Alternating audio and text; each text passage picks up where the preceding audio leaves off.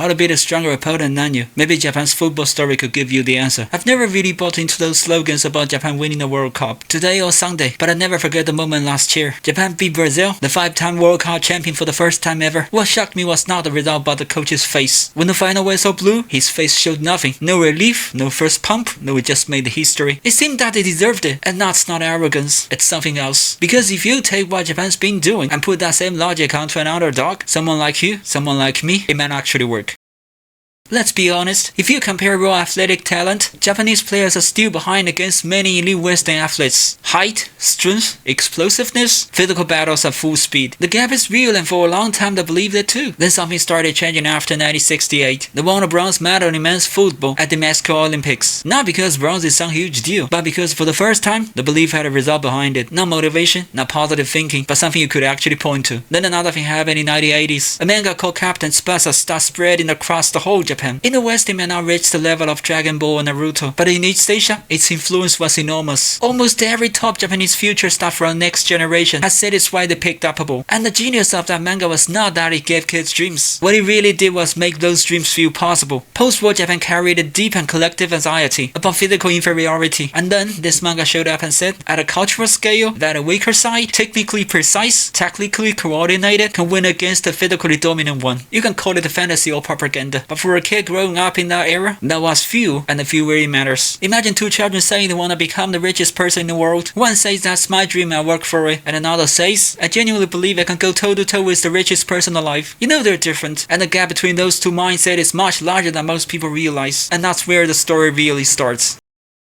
Of course, the world is full of dreamers. Most people go to bed thinking big and wake up doing exactly what they did yesterday. Japan also understood that. When coaches later analyzed that 1968 Olympic run, many of them reached a strange conclusion. They didn't win because they were stronger. They were not. They didn't have Brazilian street creativity. They didn't have European athleticism. So they asked a different question. What if every player became 10% better? Not one superstar, but all 11 players at the same time. That sounds boring until you realize how terrifying it is. Making one shot out of 4 is not hard, but what about doing it hundreds of times under pressure? Most athletes become less accurate as volume increases. Japanese players don't crash. Same pass accuracy, same decision speed, same technical execution. Minute 1, minute 89, like a program that never lagged. Sometimes opponents walked away from matches feeling confused. Individually, Japanese players didn't look overwhelming, but they felt stifled the entire game. It's like you're not playing the team but a precisely designed system. Who draws your attention? Who stresses you out? Who does the final shot? They almost catch every mistake you make while they barely made any errors themselves. A lot of opponents end up running rack with nothing to shoot for it. And honestly, the precision is not the hard part. The hard part is what comes after. From 1968 to 2010, roughly 40 years, Japan didn't visibly improve by most external metrics. No dramatic breakthrough, no overnight success. But they never changed course. Italy dominated in the 90s, Japan kept the Dutch and German framework. Spain dominated in the 2000s, Japan kept the same way. Same structure from elementary school clubs all the way through professional leagues. Every generation shared the same mental architecture. When they get to the national team, there's almost no friction. You may ask, how do they know if this is even right? They don't know. They just track data every level across multiple years continuously, combined with international results and overseas analysis, then do self-reflection every 5 years. You know what? When you zoom out, every day seems nothing to change. And then one day you look back, the stone has a hole in it.